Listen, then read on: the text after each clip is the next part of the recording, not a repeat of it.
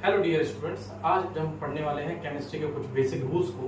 Chemistry को आज जानेंगे, केमिस्ट्री होती क्या है, केमिस्ट्री के बेसिक रूल्स क्या होते हैं, केमिस्ट्री के ऑल ओवर रिव्यू को हम देखने की कोशिश करेंगे इस वीडियो में। आइए केमिस्ट्री का सबसे स्मॉलेस्ट पार्ट डिस्कस करते हैं। केमिस्ट्री ऑल ओवर केमिस्ट्री बनी किससे है? ओके, तो एटम को पढ़ने की कोशिश करेंगे। सबसे पहले एटम केमिस्ट्री के अंदर आता है और हम सब जानते हैं कि एटम की डेफिनेशन होती क्या है। Atom is the smallest part of the universe which can not be further divided और डिविजिबल। एटम ब्रह्मांड की वो सबसे छोटी इकाई है जिसको फिर से विभाजित नहीं किया जा सकता, उसके और टुकड़े नहीं हो सकते। एग्जाम्पल देखने की कोशिश करें कि मान लीजिए एग्जाम्पल हम कोई ब्रिक ले रहे हैं, कोई ईंट का एग्जाम्पल ले रहे हैं। ईंट को हम तोड़ते जाएं और एक ऐसा पॉइंट आए जिस पर उस ईंट के टुकड़े को तोड़ना पॉसिबल ही ना हो पाए।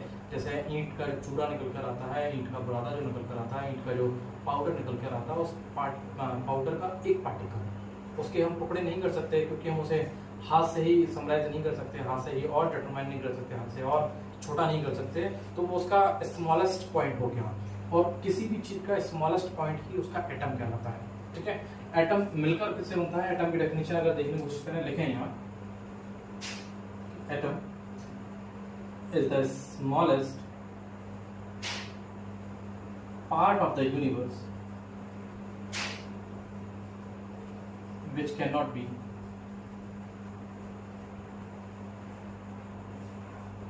further divided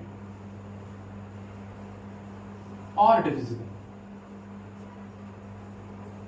यही अभी डेफिनेशन में डिस्कस की कि एटम ब्रह्मांड की वो सबसे छोटी इकाई है जिसको फिर से विभाजित नहीं किया जा सकता। अब एटम है तो किसी ना किसी से मिलकर बना होगा। एटम मिलकर बनता है आपसे इलेक्ट्रॉन, प्रोटॉन और neutron. Now what is electron, proton और न्यूट्रॉन? इलेक्ट्रॉन, प्रोटॉन, न्यूट्रॉन जो है वो एटम को मिलकर बनाते हैं। एटम जो कंसिस्ट करता है वो इलेक्ट्रॉन, प्रोटॉन, न्यूट्रॉन को बनता है। अब इलेक्ट्रॉन, प्रोटॉन, न्यूट्रॉन की बात करते हैं तो इलेक्ट्रॉन, प्रोटॉन, न्यूट्रॉन डिस्कस कहाँ किए जाते हैं? याद करके आपने एक चैप्टर पढ़ा होगा एटॉमिक मॉडल्स, कुछ याद आ रहा है? एटॉमिक मॉडल्स,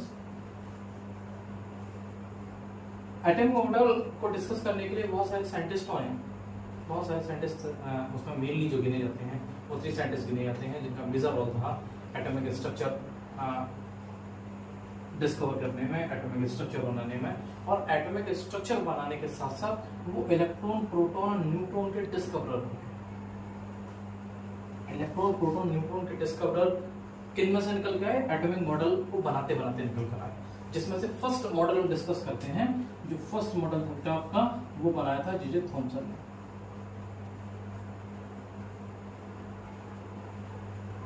जे थॉमसन का मॉडल हम सभी ने देखा है, पढ़ा है। जे थॉमसन का मॉडल क्या था? उसमें एक लंप पुडिंग लाइक स्ट्रक्चर था उसका, या कह सकते हो जिसको वाटरमेलन मॉडल भी कहा जाता है। वाटरमेलन मेथड को हम डिस्कस करते हैं। जे थॉमसन के मॉडल में बताया ये गया था बेसिकली कि एग्जांपल के तौर पर वाटरमेलन का जो रेडिश पार्ट होता है, पूरा रेड पार्ट जो होता है वो पॉजिटिव स्फीयर को कंसिस्ट करता है, और उसमें सीडेड जो सीड्स होते हैं, एम्बेडेड जो सीड्स होते हैं, वो इलेक्ट्रॉन का सब रूप ले लेते हैं। इलेक्ट्रॉन को डिस्कस किया जाता है जिसमें पॉजिटिव स्फीयर और उसमें नेगेटिव चार्ज को हम इलेक्ट्रॉन कहा जाता है। तो पहले डिस्कवरर जो थे इलेक्ट्रॉन के वो कौन से थे? जे थॉमसन से। सेकेंड एटॉमिक मॉडल जो प्रोड्यूस करने वाले थे उनका नाम था रदरफोर्ड, जिन्होंने कौन सा एक्सपेरिमेंट किया था? Alpha scattering experiment.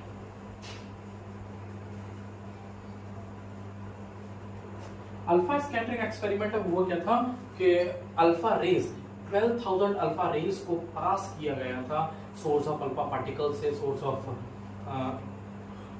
Electromagnetic radiation के थ्रू वहां से अल्फा रेज को पास किया गया था। अल्फा रेज को एक लेड प्लेट से पास किया गया, लेड प्लेट के बाद किसी एनहोलर से उसे पास किया गया था, और गोल्ड प्लेट से टकराते हुए फ्लोरोसेंट जो उन्होंने कर्व बनाया था उस पर जाके जहां जिंक सल्फेट की कोटिंग थी वहां स्पॉट कर दिए गए। तो उन्होंने देखा कि 12,000 रेज को जब हम पास कर रहे थे उसमें से कोई एक रे क्या हो रही थी? बाउंस बैक आ रही थी। बाउंस बैक का मतलब अल्फा रेज जितनी भी थी वो सब के सब पॉजिटिवली चार्ज थी, और पॉजिटिव चार्ज जब ही बाउंस बैक आ सकता है, जब ही रिपेल कर सकता है, उसे एक और पॉजिटिव चार्ज मिल सकता है। यहाँ पर रदरफोर्ड ने एक और जे.जे. थॉमसन इलेक्ट्रॉन के डिस्कवरर माने जाते हैं, वैसे ही रदरफोर्ड को डिस्कवर जो माना जाता है वो प्रोटॉन का माना जाता है।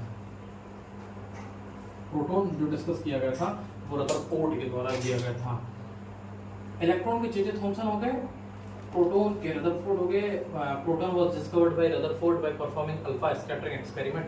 अल्फा स्कैटरिंग एक्सपेरिमेंट जो उन्होंने प्रोड्यूस किया था उसमें से प्रोटॉन की डिस्कवरी उन्होंने की थी। प्रोटॉन को बताया था कि कैसे गोल्ड फॉइल में से जो उनके न्यूक्लियस चार्जेस अलग होते हैं उनमें पॉजिटिव प्रेजेंट होता है, पॉजिटिव से पॉजिटिव जब टकराता है वो रिपेल ईच अदर करता है, जिसके कारण 12,000 रेज जब डाली गई थी उसमें से कोई एक रे वापस आ रही थी। इन्हीं में ही प्रोटॉन के बाद हम बात करते हैं, क्योंकि डिस्कवरर की बात कर रहे हैं, इलेक्ट्रॉन प्रोटॉन न्यूट्रॉन की। इलेक्ट्रॉन को डिस्कस कर चुके हैं, प्रोटॉन को डिस्कस कर चुके हैं, बचे न्यूट्रॉन।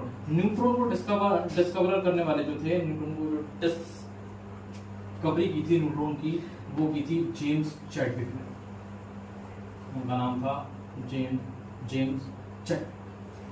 थर्ड की बात करते हैं जो मेनली हम अपनी किताबों में पढ़ते होंगे 9 से लेकर 12 तक के, जिनका नाम था बोर्स।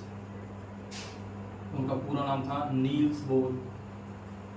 नील्स बोर ने अपना एटॉमिक मॉडल दिया था, नील्स बोर एटॉमिक मॉडल, जिनका परफेक्ट मॉडल हम कुछ इस तरीके से देखते हैं।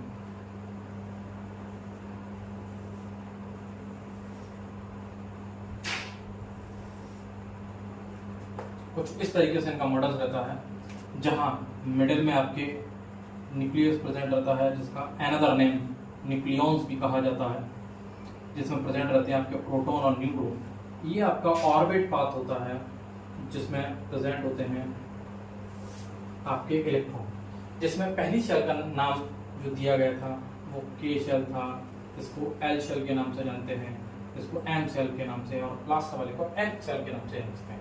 हालांकि के एल एम एन के अलावा भी और सेल्स होती हैं, O P Q R S T तक डिस्कवर हो चुकी हैं, लेकिन फिलहाल हम जो बात कर रहे हैं वो के एल एम एन की बात कर रहे हैं। और के में नंबर ऑफ ऑर्बिटल जो फिल हो सकते हैं वो 2 नंबर ऑफ इलेक्ट्रॉन, जिसे हम कहते हैं 8 M 18 M 32 by the using of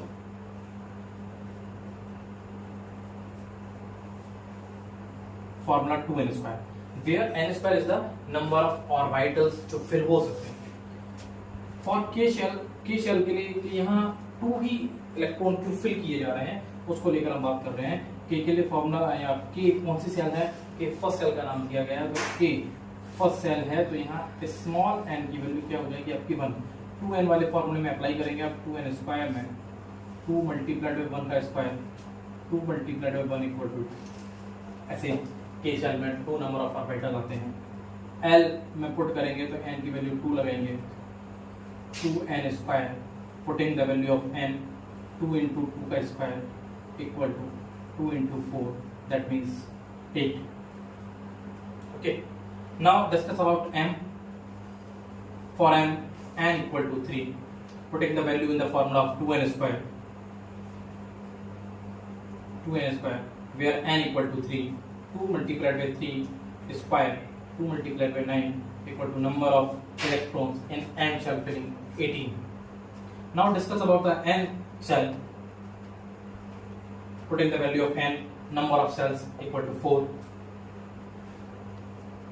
putting in this formula 2n², 2 multiplied by 4 square, 2 multiplied by 16, that means 32 number of electrons in filling in n cells. Now we will discuss about K shell, M shell, L shell, N shell and N shell. हम discuss कर चुके हैं K shell को, L shell को, M shell को और N shell को। अब हम बात कर रहे हैं कि एटम, सबसे पहले एटम के बारे में बताया किसने था, एटम को डिस्कस किसने किया था। एटम को डिस्कस किया गया था एटॉमिक थ्योरी के थ्रू। एटॉमिक थ्योरी दी किसने थी, एटॉमिक थ्योरी दी थी आपकी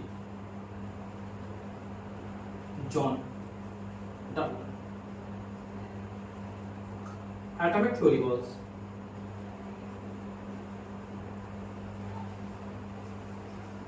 given by John Dalton.